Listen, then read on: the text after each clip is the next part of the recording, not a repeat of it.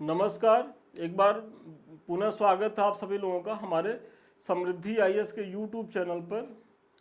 और कैसी चल रही है तैयारी आप लोगों की, कमेंट बॉक्स में ज़रूर बताइएगा। उम्मीद करते हैं कि अच्छी चल रही होगी, आप लोग बहुत स्वस्थ होंगे और व्यस्त होंगे, साथ ही साथ मस्त भी होंगे। आज का जो हमारा सेशन है इसके तहत जो है हम पेपर 2 से प्रश्न कराने वाले हैं। और आज का जो हमारा प्रश्न है वो निवारक निरोध से क्या अभिप्राय है, निवारक निरोध के दुरुपयोग को रोकने की क्या संवैधानिक प्रावधान है, चर्चा करिए। बहुत महत्वपूर्ण प्रश्न है, ये आपके पॉलिटी से संबंधित है और 12 अंकों के लिए प्रश्न है। तो आइए देखते हैं इसको कैसे करना है। देखिए, आगे बढ़ने से पहले ये कुछ हमारे टाइम टेबल हैं और आप कहते होंगे कि सर ये तो आप हर बार बताते हैं, हम लोगों को याद है। देखिए, ये अगर हम नहीं बताएंगे तो हमारे ऑफिस के लोग हमारी क्लास लगाएंगे, क्योंकि उन लोगों का कहना होता है कि सर ये सब एडवर्टीजमेंट के पार्ट है, यदि आप ये सब चीज़ों को नहीं बताएंगे तो संस्थान चलेगा कैसे। भैया एडमिशन नहीं होंगे, बच्चे जानेंगे नहीं, बच्चे जुड़ेंगे नहीं। और हम इसलिए भी बताते हैं कि कुछ हमारा कोई ऐसा व्यूवर हो जो पहली बार हमारे चैनल को देख रहा हो, तो इसलिए आप लोग थोड़ा सा 1-2 मिनट अगर चीज़ें हो जाती हैं तो माइंड मत करिएगा। मेरा प्रयास ये रहता है कि आपका हम कहीं से भी जो है 1 मिनट का समय बेकार ना करें। तो यहाँ आप स्किप भी कर सकते हैं। आज लगातार फ़ोन आ रहा है और साइलेंट करना भूल गए हैं, तो यही सारी चीज़ें होती हैं। तो हाँ ठीक है, तो ये मंडे टू फ्राइडे जो है आप प्रत्येक दिन बने रहिए। यहाँ प्रत्येक पेपर से प्रश्न मिलता ही रहता है और प्रत्येक शनिवार को वीकली जो है वो करंट अफेयर्स आ ही रहा है, तो आप लोग इसको भी जो है देखते रहें। प्रश्न एक बार हम फिर से पढ़ रहे हैं। निवारक निरोध से क्या अभिप्राय है, निवारक निरोध के दुरुपयोग को रोकने के संवैधानिक प्रावधान क्या है, चर्चा करें। प्रावधान यहाँ क्या होना चाहिए ये आप लोग ध्यान देंगे, चर्चा करें। तो यही प्रश्न है। तो हर बार की तरह जैसे हम बच्चों से कहते हैं कि जब आप प्रश्न आपके सामने आए तो आपको सबसे पहले क्या काम करना, बहुत स्मार्टली आपको ये देखना है कि प्रश्न का की पॉइंट क्या है और प्रश्न को कितने पार्ट में बांटा गया है, मतलब प्रश्न को कितने डायमेंशंस में पूछा गया है। तो यहाँ देखिए, निवारक निरोध जो है इसका की पॉइंट है। तो ये आपके भूमिका के लिए होगा, क्योंकि निवारक निरोध को ही आपको अपने भूमिका में जो है 10 से 15 शब्दों में बताना है, यही आपकी भूमिका हो गई। अब आपको देखना है कि निवारक निरोध से क्या अभिप्राय, एक पार्ट भी आपका है कि निवारक निरोध से क्या आप समझते हैं, वो पूछ रहा है। फिर इसके दुरुपयोग को, मतलब इसमें कुछ समस्याएं भी हैं, इसके दुरुपयोग है तो इसको रोकने के लिए क्या प्रयास होने चाहिए वो आपको बताना है। संवैधानिक प्रावधान क्या है उसकी चर्चा करनी है। तो आइए देखते हैं कि निवारक निरोध क्या है। तो भारतीय संविधान के अनुच्छेद 22 के खंड 3 से 7 तक निवारक निरोध का जो है वो प्रावधान करता है। और देखिए, ये आपने प्रीलिम्स में तो पढ़ा ही होगा अनुच्छेद 22 के बारे में, निवारक निरोध के बारे में। उसी को जो है, उसी फैक्ट को यहाँ लिख देना है, यही आपके भूमिका का जो है पार्ट हो गया। निवारक निरोध ऐसे गैर कानूनी कार्य को रोकने के लिए केवल शक के आधार पर की गई कार्रवाई होती है। इसका मकसद किसी व्यक्ति को अपराध करने से रोकना है। मतलब निवारक निरोध के तहत वो कार्रवाई की जाती है कि सपोज करिए कि आपको किसी व्यक्ति के ऊपर संदेह है, आप एक अथॉरिटी हैं, आप एक जांच एजेंसी हैं और आपको ये शक है कि यह व्यक्ति जो है ये राष्ट्रीय सुरक्षा के लिए या लोक सुरक्षा के लिए ये खतरा उत्पन्न कर सकता है निकट भविष्य में, तो आप उसको जो है निवारक निरोध के तहत जो है गिरफ्तार कर ले। मतलब ये शक के आधार पर पहले ही गिरफ्तार करने का जो है एक पावर देता है आपको। बहुत के समय में क्या होता है, जब क्राइम हो जाती है तब चीज़ें बढ़ती है। यहाँ क्या है, चूंकि भाई ये सब ऐसी चीज़ें होती हैं कि जिनसे व्यापक स्तर पर जन धन की हानि हो सकती है, तो ऐसे प्रावधान भी संविधान में किए गए हैं जिससे इन समस्याओं से निपटा जा सके। इसके तहत यह प्रयास किया जाता है कि राज्य की सुरक्षा, देखिए कहा भी जा रहा है कि राज्य की सुरक्षा एवं लोक व्यवस्था जो है वो बनी रहे। जहां तक निवारक निरोध के लिए आधार का प्रश्न है तो इसके निम्न आधार है। मतलब निवारक निरोध के तहत जो गिरफ्तारियां होती हैं, जो हिरासत होता है, उसके पीछे का आधार क्या है? तो सबसे पहला राज्य की सुरक्षा। मतलब यहाँ राज्य को लेकर के आप उत्तर प्रदेश बिहार मत समझिएगा, मतलब पूरे देश की बात हो रही है, नेशन की बात हो रही है, और नेशन में तो स्टेट भी आ जाते हैं। फिर लोक व्यवस्था बनी रहे। फिर विदेशी मामले, मतलब इसमें विदेशी मामले भी होते हैं कि जैसे अगर सपोज करिए कि कोई अमेरिका का व्यक्ति है, वो यहाँ है और कुछ किसी अवांछित गतिविधि में लिप्त है, और अमेरिकी सरकार जो है वो हमको इनपुट दे रही है, तो ऐसी स्थिति में भी जो है हम गिरफ्तारी कर सकते हैं। या किसी भी व्यक्ति के बारे में जो इंटेलिजेंस एजेंसियां होती हैं विभिन्न देशों की, वो जो सूचनाओं को साझा करती है, उस हिसाब से भी गिरफ्तारियां होती हैं। तो वो भी किसके तहत होते हैं? निवारक निरोध के तहत ही होती हैं। तो ये 3 आधार हैं, महत्वपूर्ण आधार हैं, और आपको इसको बताना है, क्योंकि जब तक आप इसको नहीं बताएंगे तब तक निवारक निरोध से क्या अभिप्राय है, ये आपका जो पार्ट है ये फुलफिल नहीं होगा। तो राज्य की सुरक्षा, लोक व्यवस्था और विदेशी मामले आदि, ठीक है। फिर निवारक निरोध में व्यक्ति को उपर्युक्त कारणों से निरुद्ध किया जा सकता है, वही जो मैंने बताया। और ऐसी गिरफ्तारी के विरुद्ध व्यक्ति को दैहिक स्वतंत्रता का जो है अधिकार नहीं होता है। मतलब दैहिक स्वतंत्रता का मतलब ये होता नहीं है कि भाई जो मजिस्ट्रेट के सामने 24 घंटे के मतलब अंदर अंदर जो है उसको सशरीर उपस्थित करना होता है, कारण बताना होता है, तो ऐसा कुछ नहीं है।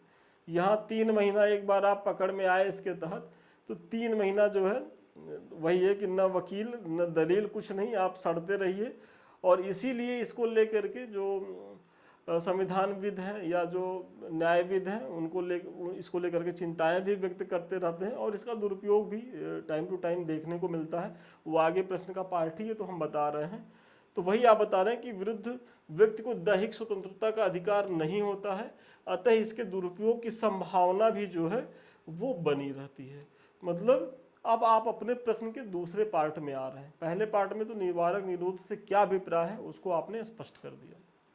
फिर निवारक निरोध के दुरुपयोग को रोकने हेतु संवैधानिक जो है वो प्रावधान, तो सबसे पहले संविधान के अनुच्छेद 22(4) एवं 22(7) में किए गए प्रावधान, जैसे निवारक निरोध के जो अधीन गिरफ्तार व्यक्ति है को केवल 3 महीने तक ही निरुद्ध किया जा सकता है। मतलब ये जो 22(4) और 22(7) में जो प्रावधान किए गए हैं, इसमें साफ साफ कहा गया है कि कोई व्यक्ति अगर निवारक निरोध के अंतर्गत हिरासत में लिया गया है तो उसे एक बार में केवल 3 महीने तक ही जो है वो हिरासत में लिया जा सकता है। मतलब 3 महीने तक ही वो जो है कैद में रहेगा। इससे अधिक के लिए सरकार को सलाहकार बोर्ड से सहमति प्राप्त करनी होगी। मतलब इसके बाद अगर सरकार को लगता है कि नहीं, इसकी गिरफ्तारी और बढ़ाए जाने की ज़रूरत है, तो उसके लिए क्या करेगा? वो एक सलाहकार बोर्ड होती है और उससे जा करके अपनी बात रखेगा। सलाहकार बोर्ड जब उन सरकार की दलील से, तर्क से संतुष्ट होगी, तब जा करके चीज़ों को वो आगे कंटिन्यू कर सकती है। नहीं तो यहीं वो आदेश करेगी कि जो है नहीं, आप इसको जो है छोड़िए, ये जेन्युइन नहीं है। तो ये चीज़ें हैं कि मतलब 3 महीने की जो बाध्यता है। देखिए, आगे बढ़ने से पहले छोटी लेकिन महत्वपूर्ण सूचना, अभी जो समय मुख्य परीक्षा को तैयार करने का है, इस बार जो बच्चे मेंस दे रहे हैं उनके लिए तो ये मतलब करो या मरो वाली स्थिति है, क्योंकि अब समय ही कितना बचा है। तो ऐसी स्थिति में उनके लिए हमारा एक बैच चल रहा है अब की बार मेंस पर, और ये हमारे टेस्ट सीरीज की भी चीज़ें हैं। देखिए, टेस्ट सीरीज में क्या है कि यहाँ 2 प्रश्न तो हम करा ही दे रहे हैं, लेकिन एक दिन में 2 प्रश्न से तो चीज़ें होंगी नहीं, और वो भी सप्ताह में 5 ही दिन होती हैं। तो इस सीरीज के माध्यम से हम यहाँ जो है एक दिन में 4 प्रश्न और करा रहे हैं। मतलब प्रयास है कि एक दिन में 6 प्रश्न, और इस सीरीज में हम जनरली अभी ये भी करेंगे कि 2 प्रश्न और बढ़ाएंगे। मतलब एक दिन में 8 प्रश्न तक भी लिखने को देंगे, ताकि जो है 15 जून तक जो है आपका जो 450 से 500 प्रश्नों का जो संग्रह है प्रत्येक पेपर से, प्रत्येक टॉपिक वाइज, वो आपका कंप्लीट हो जाए। तो जो बच्चे इस बार मेंस लिख रहे हैं तो वो इस बैच से तो जरूर जुड़े, क्योंकि ये बहुत ही फ्रूटफुल बैच है। क्योंकि यहाँ न केवल हम आपकी कॉपी का मूल्यांकन करते हैं, डेली करते हैं, साथ ही साथ हम डेली इसका मॉडल आंसर भी देते हैं। और मॉडल आंसर चूंकि मेरे द्वारा मैं खुद बनाता हूँ, तो वो अगर आप केवल उस मॉडल आंसर को भी, जो हम 450 से 500 प्रश्न जो आपको देंगे, आप उतना भी यदि करके मुख्य परीक्षा में जाते हैं तो आपकी करीब करीब 65 से 70% चीज़ें तो वहीं से हो जाएंगी। देखिए, 100% का दावा तो हम नहीं कर सकते, क्योंकि 100% का दावा कोई नहीं कर सकता, आयोग है, आयोग की अपनी चीज़ें होती हैं। हम लोग भी जब देते थे मुख्य परीक्षा बहुत ज़्यादा पढ़ के जाते थे, लेकिन ऐसा नहीं है, 2 4 6 क्वेश्चन ऐसे आते थे प्रत्येक पेपर से जो बाहर के होते थे या जो हमको जोड़ तोड़ के ही करने होते हैं। लेकिन आप सोचिए कि ये 70% आप बेहतर कर लें तो 70% में ही तो आप टॉप कर रहे हैं, आप एसडीएम बन रहे हैं, तो एसडीएम बनने तक का तो मैटर आपको हम दे ही दे रहे हैं। तो आप लोग इससे जुड़िए। और दूसरा हमारा जो बैच है शून्य से शिखर बैच, देखिए इसमें भी प्रक्रिया इसी बैच की तरह अपनाई जाती है। यहाँ भी आपको डेली प्रश्न दिए जाते हैं, डेली आंसर आपको लिखना होता है, डेली उसकी मार्किंग होती है। बस ये है कि यहाँ 6 से 8 क्वेश्चन डेली करवाया जा रहा है, यहाँ क्या है कि 2 से 4 क्वेश्चन करवाया जाएगा। मतलब इसकी गति धीमी रहेगी क्योंकि इसका जो लक्ष्य है वो 2025 पीसीएस है, और ये इसकी गति फास्ट रहेगी क्योंकि 2024 को टारगेट करके चल रहा है। अधिक जानकारी के लिए 7303307507 पे संपर्क करें। इसी तरीके से आपकी कॉपी आती है, जो भी चीज़ें प्रॉपर वे में मूल्यांकन होता है, जो कमी रहती है वो बताई जाती है, और फिर लास्ट में ऐसे ही मॉडल आंसर दिया जाता है। तो आप लोग इसको ज़रूर ज्वाइन करिए, इसका लाभ उठाइए। अब आगे बताइए कि गिरफ्तार व्यक्ति को यथाशीघ्र गिरफ्तारी का आधार जो है वो बताना होगा। हालांकि सार्वजनिक हितों के विरुद्ध इसे बताना आवश्यक नहीं है। मतलब जो निवारक निरोध को जो कंट्रोल करने के जो उपाय हैं, उसमें जो 22/4 और 22/7 की जो मैंने पीछे चर्चा करी कि भाई आप 3 महीने तक ही जो है व्यक्ति को गिरफ्तार कर सकते हैं। यदि उससे ज़्यादा आपको रखना है निवारक निरोध के तहत, तो आपको सलाहकार बोर्ड के पास जाना होगा, उनसे अप्रूवल लेना होगा। तो वो तो उधर हो गया। दूसरा ये है कि गिरफ्तार व्यक्ति को यथाशीघ्र उसकी गिरफ्तारी का कारण बताना होगा। लेकिन इसमें एक पेच है कि यदि सरकार को लग रहा है कि सार्वजनिक हितों के विरुद्ध है तो इसे बताने से वो मना भी कर सकती है, और जनरली यहाँ वो खूब दुरुपयोग करती है कि किसी को गिरफ्तार करती है और ये कहती है कि कारण हम इसलिए नहीं बता सकते क्योंकि ये सार्वजनिक हितों के जो है वो विरुद्ध। और सार्वजनिक हित क्या है उसको डिफाइन करने का अधिकारी कौन है? वही सरकार है, वही एजेंसियां हैं। तो यहाँ जो एक लूप होल है वो दिखता है इसके दुरुपयोग की संभावना को लेकर के। फिर गिरफ्तार व्यक्ति को उसकी हिरासत को चुनौती देने का अवसर भी प्रदान किया जाता है। मतलब अगर कोई गिरफ्तार व्यक्ति है तो अगर वो हिरासत में है तो उसको चुनौती भी वो हाई कोर्ट या सुप्रीम कोर्ट में दे सकता है। और इसीलिए आप देख रहे होंगे कि इसके अंतर्गत जो गिरफ्तार व्यक्ति होते हैं 3 महीने के बाद जब ये चुनौती पेश करते हैं तो सरकारें जो हैं तो सरकारें जो हैं वो बैकफुट पे आती हैं और इनको लताड़ भी लगती है कि आप जो है अमुक व्यक्ति को अनावश्यक रूप से परेशान किए, जो कि इनके प्रति कोई ऐसा साक्ष्य नहीं मिला है। तो ये इसके दुरुपयोग को भी बताता है।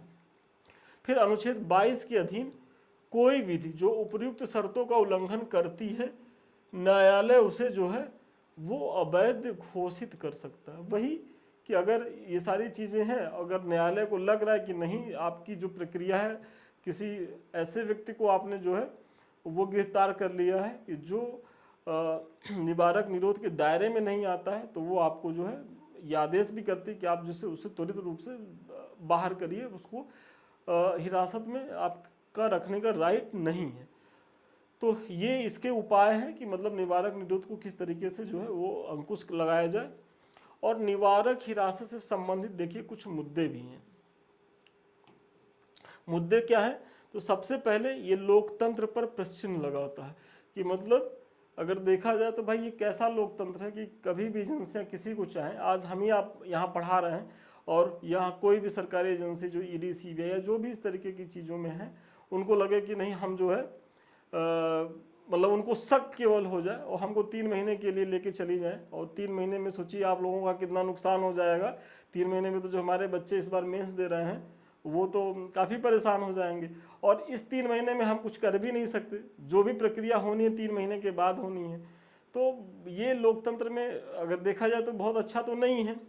फिर सरकारी अधिकारियों द्वारा तथ्यों का जो है वो गलत प्रस्तुतिकरण, मतलब वही कि 3 महीने के बाद भी अगर इनको चाहिए तो ये जो सलाहकार बोर्ड है उनके पास जाएंगे और तथ्यों का जो है गलत प्रस्तुतिकरण दे देंगे, क्योंकि भाई हम तो नहीं जा रहे हैं ना जो एजेंसियां हैं, जो सरकारी सलाहकार बोर्ड है उसके पास कि भाई हम अपना पक्ष रखने जा रहे हैं। तो पक्ष कौन रख रहा है? यही लोग रख रहे हैं, और ये लोग अपने खिलाफ क्यों पक्ष रखेंगे? ये तो अगर ये इनके मन में है कि नहीं इस व्यक्ति को और लंबा रखना है तो वो रख सकते हैं। तो ये भी एक बड़ा कारण है इसके दुरुपयोग का। फिर सरकारें कभी कभी ऐसे कानून का उपयोग अतिरिक्त न्यायिक अधिकार का प्रयोग करने के लिए भी करती हैं। मतलब जान ही रहे हैं कि जो सरकारें होती हैं तो इसके माध्यम से अतिरिक्त न्यायिक अधिकार को पा जाती हैं, और ऐसा वो किसके खिलाफ करती हैं, मतलब एक तो जो उनके विरोधी होते हैं, या जहाँ से उनको लगता है कि यदि हम किसी चीज़ को करेंगे इस तरीके की चीज़ें तो हमारे वोट बैंक को फ़ायदा मिलेगा। तो सरकारें तो भाई बहुत प्रैक्टिकल होती है, उनको तो अपना लाभ होता है। वो तो आपदा में भी अवसर ढूंढने वाले लोग होते हैं, बहुत मोटी चमड़ी वाले लोग होते हैं, तो आप समझ ही सकते हैं। तो ऐसी स्थिति में इसके दुरुपयोग की संभावना किस लेवल तक होती है। अमीना एक महत्वपूर्ण इसमें जजमेंट भी आया था कि अमीना बेगम केस 2023 में सर्वोच्च न्यायालय ने यह माना है कि निवारक हिरासत जो है आपातकालीन स्थितियों के लिए एक असाधारण उपाय है और इसे नियमित रूप से इस्तेमाल नहीं किया जाना चाहिए।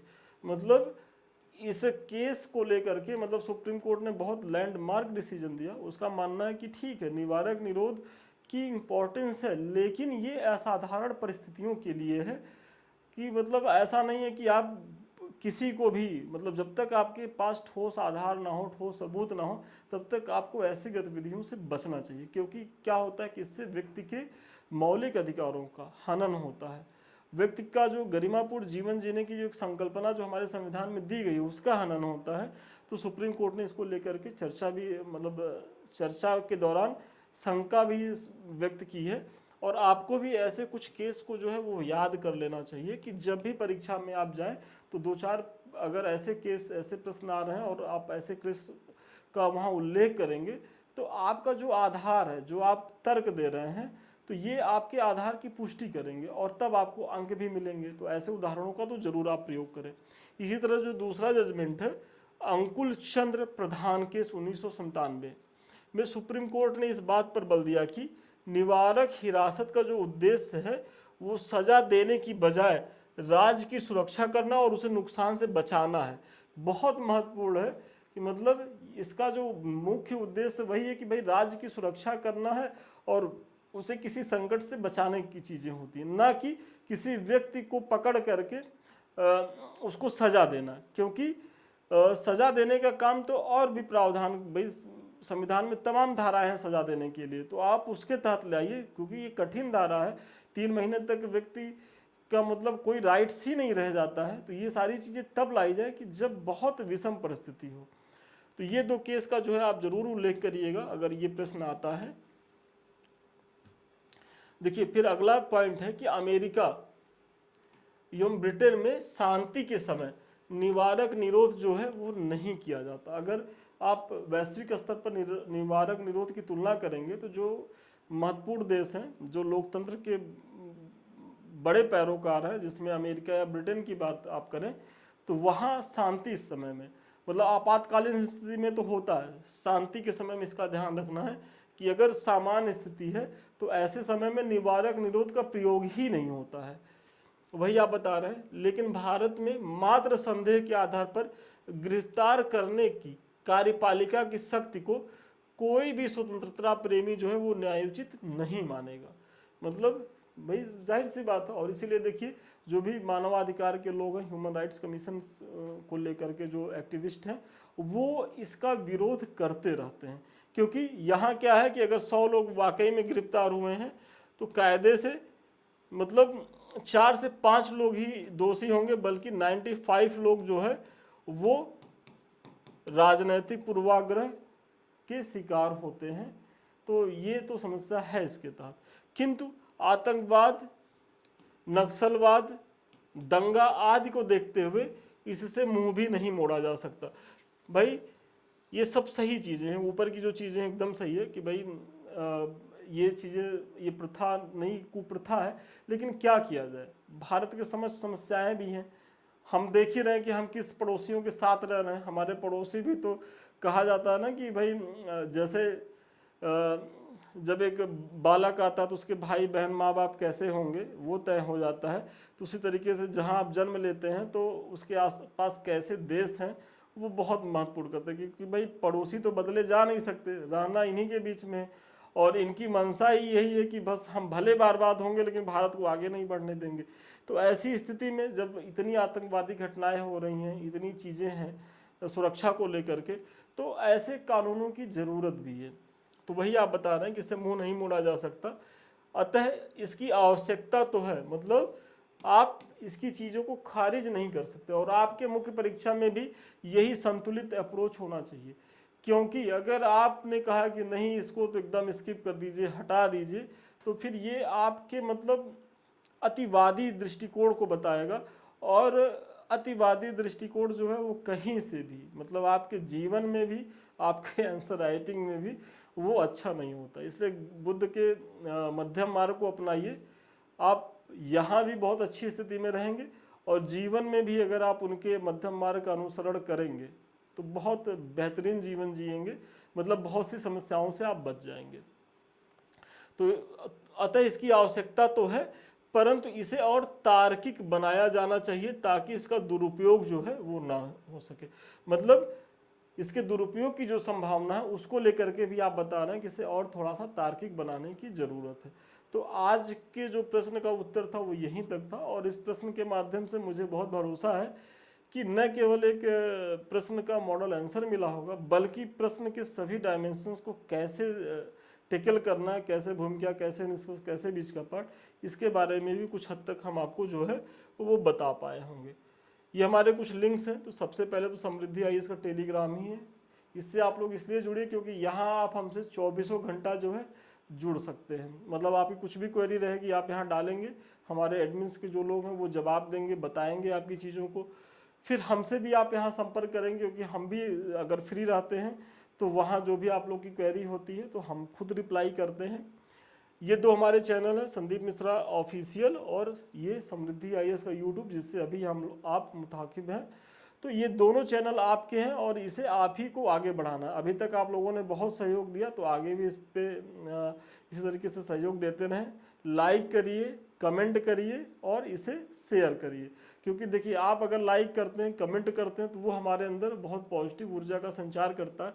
और मुझे ये लगता है कि हम जो प्रयास कर रहे हैं वो आप लोगों को पसंद आ रही है, आप लोगों के काम की चीज़ें हैं। यदि आपको लगे कि हमारे काम की चीज़ें हैं तो आप लोग ज़रूर इसे लाइक करिए, सब्सक्राइब करिए, शेयर करिए और कमेंट करिए।